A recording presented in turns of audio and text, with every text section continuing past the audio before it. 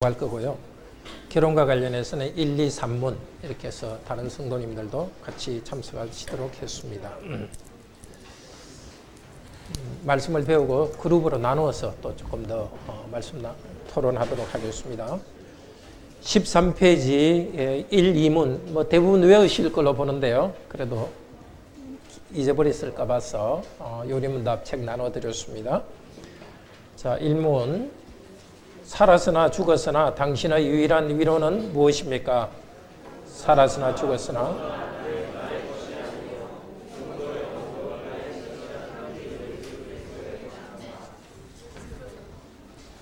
계속해서 읽읍시다. 그리스도께서는 그의 보혈로 나의 모든 죄값을 완전히 치르고 나를 마귀의 모든 권세에서 해방하셨습니다. 또한 하늘에 계신 아버지의 뜻이 아니면 머리털 하나도 땅에 떨어지지 않도록 나를 보호하시며 참으로 나의 하여 나의 구원을 이루도록 하십니다. 그러므로 그의 성신으로 그분은 나에게 영생을 확신시켜 주시고 이제부터는 마음을 다하여 즐거이 그리고 신속히 그를 위해 살도록 하십니다. 이러한 위로 가운데 복된 인생으로 살고 죽기 위해서 당신은 무엇을 알아야 합니까? 다음의 세 부분을 알아야 합니까? 첫째, 나의 죄와 비참함이 얼마나 큰가. 둘째, 나의 죄와 비참함으로부터 어떻게 구원을 받는가. 셋째, 그런 구원을 주신 하나님께 어떻게 감사를 드려야 한다. 네. 교재를 보면서 배우도록 하겠습니다. 요리문답은 영어로 캐테키즘이고요. 라틴어로 카타큐멘입니다. 카타큐멘이고 헬라어에서 카타 플러스 에코에 왔습니다. 에코는 메아리 에코 있죠? 카타 에코. 성경의 가르침을 메아리 치듯이 반복, 복창하는 것입니다. 성경에서 카테코라는 단어는 누가복음 1장 4절의 시작 부분에 데오빌로 각하여 내가 이것을 쓴 것은 그 배운 바의 확실함을 알게 하여. 이 배운 바, 이게 카테코입니다. 배운 바 카테코. 또 사도행전 18장 25절 26절에서 아볼로에 대해서 말하기를 그가 주의 도를 배워, 이게 카테코입니다. 열심으로 예수에 관한 것을 자세히 말하며 가르치나 요한의 세례마 날 따름이라. 브리스길라와 아굴라가 듣고 데려갔다가 하나님의 도를 더 자세히 풀어 이러더라. 주의 도를 배웠지만은 더 배웁니다. 카테키즘도 계속 배웁니다. 요리문답은 교리를 요약하여 문답식으로 배우도록 한 것입니다. 옛날 우리 그 1층의 교회 간판에는 요리문답 이렇게 간판을 썼어요. 근데 어떤 분이 지나가다 어머 이 교회는 요리 강사예요 이러더라고요. 하여튼 교리라는 뜻입니다. 교리를 요약한 것. 독일의 팔처 지역의 선제 후인 프레드릭 3세가 캘빈의 성경 해석을 따라서 국민을 가르치기 위해서 하이델베르그 대학의 우르시누스 교수와 또 올레비아누스 목사에게 부탁해서 만들었습니다. 만드는 해는 1563년입니다. 독일에서 만들었습니다. 캘빈이 돌아가신 해가 1564년입니다. 바로 돌아간 다음 해입니다. 그런데 중요한 것은 우리는 요리문답을 배우는 것은 아닙니다. 이 책의 도움을 받아서 성경의 전체 가르침을 배웁니다. 또 다른 교회와 우리가 다른 것을 나타내기 위해서는 아닙니다. 오히려 성경을 바로 배워서 온 세계 교회, 침례교, 감리교회, 또 이단적인 성향이 있는 로마교, 동방교회까지도 바른 신앙으로 하나 될 날을 생각하면서 요리문답을 배웁니다. 하이델베르그 요리문답은 장로교가 공적으로 고백하는 웨스트민스터 고백서 대속요리문답과 내용은 비슷하지만 쉽게 배울 수 있으므로 이것으로 배웁니다. 자, 1문은 살았으나 죽었으나 우리의 위로가 무엇인가? 이것은 이 세상에서 그리고 죽었어도 이어지는 위로입니다. 아브라함이 부자에게 예수님의 그 비유에 보면은 너는 살았을 때에 부자에게 말합니다. 네 좋은 것을 받았고 나사로는 고난을 받았으니 저는 여기서 위로를 받고 너는 고난을 받느니라. 위로를 받고. 천국에서도 받는 위로. 나사로는 천국에서 위로받았습니다. 천국에도 이어지는 위로가 필요합니다. 그런데 여기서 위로를 받기 시작해야 천국에서도 위로를 받습니다. 그런데 위로는 감정의 느낌이 아니라 확실한 사실에서 위로를 받습니다. 사실. 느낌은 왔다 갔다 합니다. 우리 사실에 굳겠을 때 위로가 있습니다. 나의 느낌이나 감정이 경험이 아니라 내가 그리스도의 것이라는 사실, 그리스도께서 주신 구원 때문에 위로를 받습니다. 내가 한 일 때문이 아니라 하나님이 하신 일에 대해서 확신하면서 위로를 받습니다. 그리고 위로를 받기 위해서는 사실을 괄호 안에 알아야 됩니다. 무엇을 알아야 되느냐? 삼위일체 하나님을 알아야 합니다. 중요한 것은 1 더하기 1은 2다. 이것을 안다고 해서 나를 바꾸지는 않습니다. 그 지식이. 그렇지만은 하나님을 알 때는 지식만 있는 것이 아니라 우리가 하나님을 인격적으로 알아가게 됩니다. 하나님에 대해서 배울 때 영이신 하나님이 우리를 만나주시고 생명을 주십니다. 그러니까 1 더하기 1은 2라는 것은 우리가 지식을 습득하는 거죠. 그렇지만 하나님이 어떤 분인가를 아는 것은 우리 자신을 변화시킵니다. 요한복음 6장 63절에서 예수님께서 말씀하셨습니다. 살리는 것은 영이니 육은 무익하니라. 내가 너에게 이런 말이, 내가 너에게 한 말이 괄호안에 영이요 생명이라. 예수님께서 하신 말이 영이고 생명이라 그랬습니다. 그러니까 말을 배울 때에 우리가 그로부터 성령님을 만나고 생명을 얻게 됩니다. 그러니까 우리가 이렇게 열심히 배우는 이유는 지식을 쌓기 위한 그것이 목적이 아니고 성령께서 이 지식을 사용해서 우리에게 생명을 주시기 때문에 그것을 소망하면서 우리는 배웁니다. 뭘 알아야 되느냐? 하나님을 아는 것 일문이고 사람을 아는 것 다 알아야 됩니다. 사람은 하나님의 형상입니다. 그래서 하나님을 알 때에 사람도 잘 알게 됩니다. 또 성경에서 사람이 누구인가를 잘 배울 때에 하나님도 알게 됩니다. 하나님을 알지 못하면 헛되게 됩니다. 참신을 알지 못하면 우리가 헛되게 됩니다. 삼위일체 하나님이 우리의 위로가 되십니다. 우리는 그리스도를 통해서 하나님을 알아갑니다. 그리고 삼위일체 하나님이 우리의 위로가 되십니다. 성부, 성자, 성령 하나님께서 위로가 되십니다. 구약의 노아의 아버지는 아들의 이름을 노아라고 지었습니다. 노아는 위로라는 뜻입니다. 그러면서 뭐라고 말했느냐? 하나님이 죄와 저주에서 해방하실 것을 생각하며 위로를 생각했습니다. 하나님께서 이 땅에서 상하는 수고로부터 우리를 위로할 것이다. 그 생각으로 그 신앙 고백 가운데 아들의 이름을 노아라 지었습니다. 그러니까 아버지 하나님은 노아와 위로하는 분이라는 것을 고백했습니다. 성자 하나님도 위로하는 분입니다. 아들이 나타나시면 마귀의 일을 멸하려 하십니다. 아들이 오실 것을 이사야 40장 1절에서 예언했습니다. 위로하라 위로하라 위로하라 하면서 아들이 위로할 것을 예언했습니다. 그래서 하나님의 백성은 위로해 주실 예수 그리스도를 기대했습니다. 마침내 늙은 시므온은 성전에 들어갔습니다. 그때 그는 이스라엘의 위로를 기다리는 자였다고 누가복음은 말합니다. 성전에서 아기 예수님을 안고 구원을 찬양했습니다. 이스라엘의 위로는 다른 것이 아니라 예수 그리스도였습니다. 성령 하나님을 또 다른 보혜사라고 이렇게 하는데요. 보혜사가 위로라는 뜻입니다. 위로자. 성령께서 위로자십니다. 자, 성경을 전체 요약한다면 이렇습니다. 성자 그리스도께서는 우리를 위해서 구원하시는데 무엇을 치르시죠? 우리의 죄값을 치르시죠. 그리고 마귀의 권세에서 해방하셨습니다. 이것이 우리의 위로입니다. 에베소서 1장 7절 같이 읽읍시다.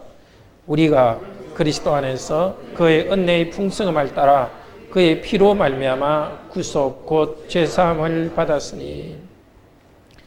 우리에게 가장 큰 복은 죄사함입니다. 예수 그리스도의 피로서 하나님의 은혜의 풍성함을 따라서 죄 용서받은 것입니다. 성자 하나님께서 위로해 주십니다. 두 번째로 성부 하나님께서는 우리를 보호하시고 우리를 관원에 보호하시고 모든 것이 합력하여 군원을 이루십니다. 로마서 8장 28절 같이 읽읍시다. 우리가 알거니와 하나님을 사랑하는 자 곧 그 뜻대로 부르심을 입은 자들에게는 모든 것이 합력하여 선을 이루느니라. 여기 모든 것은 이 로마서 8장 전체 문맥에서 보면 고난입니다. 고난. 앞쪽에서 모든 고난, 환난을 이야기하면서 모든 것이라고 합니다. 우리에게는 하나님께서 모든 환난이 다 연결되어서 우리에게 위로가 되게 하십니다. 성령 하나님께서 우리에게 위로를 주십니다. 성령께서는 우리에게 영생을 관원 안에 확신시켜 주십니다. 그리고 그리스도를 위해서 살도록 우리에게 힘을 주십니다. 에베소서 1장 13절 읽읍시다.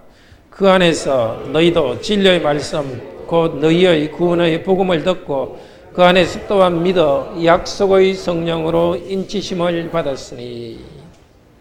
성령께서 우리와 같이 계셔서 우리의 믿음이 흔들리지 않도록 만들어 주십니다. 성부, 성자, 성령 하나님께서 이렇게 일하면서 우리의 참 위로가 되십니다. 자, 그러면 우리는 세 가지를 아는데 뭐죠? 죄와 비참을 알아야 되죠. 죄와 비참. 두 번째는 뭐죠? 구원. 세 번째는 감사. 구체적으로 알고 위로를 받아야 됩니다. 단순히 죄가 있다, 비참이 있다 그게 아니라 구체적으로 내 죄가 뭔지, 내가 얼마나 비참한지를 이렇게 가슴 저리게 알아야 되고, 이렇게 구원하셨구나 그걸 체험적으로 알아야 되겠고, 내가 감사하기 위해서는 이렇게 감사해야 되겠다 알고서 구체적으로 감사해야 되겠습니다. 자, 앞서간 신앙의 위인들도 계속 위로를 받아야만 했습니다. 사도 바울이 이렇게 말합니다. 고린도후서 1장 3절 4절 괄호 안에서는 위로의 하나님이라고 그렇게 됩니다. 위로의 하나님이시며 하나님을 위로의 하나님이라 말합니다. 사도 바울이 이렇게 위로의 하나님 찬송하는 것 같이 읽읍시다. 찬송하리로다 우리 주 예수 그리스도의 하나님이시여 우리 아버지시여 모든 위로의 하나님이시며 우리의 모든 환난 중에서 우리를 위로하사 우리로 하여금 하나님께 받는 위로로서 모든 환난 중에 있는 자들을 능히 위로하게 하시는도다. 사도 바울도 이렇게 계속적으로 하나님께 위로를 받았기 때문에 성도들을 위로하고 복음을 전할 수 있었습니다. 그런데 우리는 계속 하나님의 위로가 더 필요하지 않겠습니까? 그러기 위해서 우리는 하나님의 위로를 기다리면서 계속 말씀을 배워야 되겠습니다. 시편 25편 7절에 다윗은 이렇게 기도했습니다. 읽읍시다. 여호와여 내 소시의 죄와 허물을 기억하지 마시고 주의 이름을 인하여 사하소서. 어른이 되어서 어린 시절의 죄가 생각나서 기도했습니다. 그러니까 회개는 한 번 하고 끝나는 게 아니라 내가 새롭게 어떤 죄가 생각날 때는 옛것 또 다시 기도합니다. 물론 하나님께서 확실히 용서한 죄에 대해서는 다시 우리가 더 죄 용서를 구할 이유가 없습니다. 그렇지만 우리가 정말 깨닫지 못한 죄가 자꾸 이렇게 신앙이 성숙할수록 깨달아집니다. 그렇기 때문에 우리는 평생 우리는 회개하는 일을 계속해야 됩니다. 또 시편 23편 4절 잘 아는 말씀이죠. 같이 읽읍시다. 주의 지팡이와 막대기가 나를 안히 위로하시나이다. 다윗도 이렇게 계속 주님의 위로를 받아갔습니다. 하나님에 대해서 잘 배울 때 따뜻한 사랑과 위로를 주십니다. 우리가 하나님의 말씀을 배우는 것은 딱딱한 지식만 쌓는 것이 아닙니다. 이 말씀을 배울 때 그리스도께서 영으로 우리와 함께 하시면서 그 따뜻한 사랑을 주시고 위로해 주십니다. 마음문을 열고서 하나님 은혜를 기다리면서 우리는 말씀을 배우죠. 지식만 움직이는 게 아니라 우리 마음을 열고서 예수 그리스도께서 만나서 나에게 위로해 줄 것을 소망하면서 말씀을 배웁니다. 우리는 새하늘과 새 땅에서 그가 나타나심이 되면 우리가 그와 같을 줄을 아는 것은 이라고 고백합니다. 이렇게 계속 위로받으며 성장할 때에 그리스도와 같은 존재로 우리는 변할 것입니다. 새하늘과 새 땅에서도 무한히 사랑 많으신 주님의 무한한 위로를 받으면서 자라갈 것입니다. 하나님의 위로와 혼인, 부부가 주는 위로가 있습니다. 이삭이 어머니 사라를 아내를 통해서 위로받았다 이렇게 합니다. 그러니까 어머니를 잃고서 어머니의 사랑을 아내로부터 특히 위로받았다 이렇게 합니다. 그러니까 위로는 원래 하나님께서 주시는 거죠. 그런데도 아내를 통해서 위로받았습니다. 아내는 남편으로부터 양육하고입니다. 양육하고 보호하는 위로를 받습니다. 남편이 아내를 양육하고 보호하고 그것을 통해서 아내는 위로를 받습니다. 남편은 돕는 배필인 아내로부터 하나님의 도우심을 공급받습니다. 남편과 아내를 통해서 공급받습니다. 그러나 부부의 위로도 하나님이 배우자를 통해서 주시는 것입니다.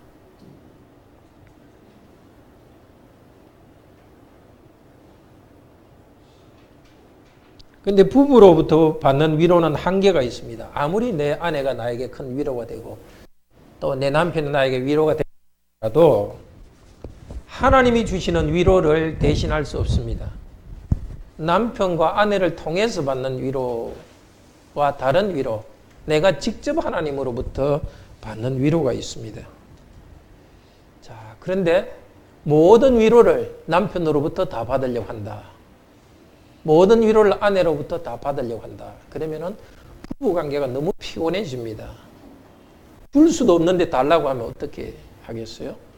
그래서 사랑으로서 줄 수 있는 한계가 있습니다. 그 한계를 알아야 됩니다. 부부관계를 통해서 혼인을 통해서 많은 행복이 있지만은 그래도 모든 좋은 것을 내 남편, 내 아내가 줄 수 없습니다. 혼인하지 않은 우리 청년 남녀들 결혼만 하면 모든 문제가 해결되고 모든 것이 행복해질 거다. 그렇게 생각해서는 안 됩니다.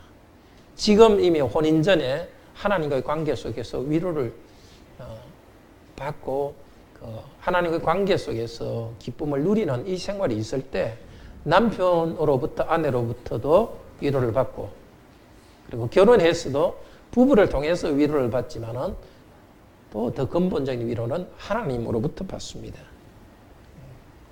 그러니까 결혼 생활할 때도 뭔가 내 아내가 내 남편이 나한테 충분히 안 해준다. 그러니까 어떻게 보면 당연합니다. 내 필요한 걸 다 줄 수가 없습니다. 그냥 사람이요 한계가 있는 죄인이기 때문에 남편 아내한테 너무 많은 것을 기대하지 않으면서 또 받아야 되겠습니다. 자, 오늘 우리가 배울 말씀이고요. 오늘 좀 조를 나누어서 이 내용을 좀 토론해 봅시다.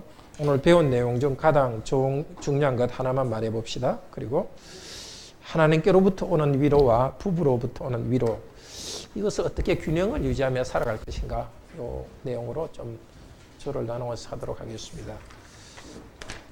자, 우선 1조는 김정건 장로님 좀인데요. 어떻게 조를 나눌까 고민하다가 생일별로 우선 한번 해볼까 합니다. 그래, 지금 참석 인원이 둘래?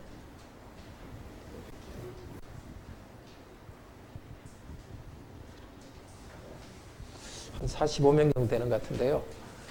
1월 생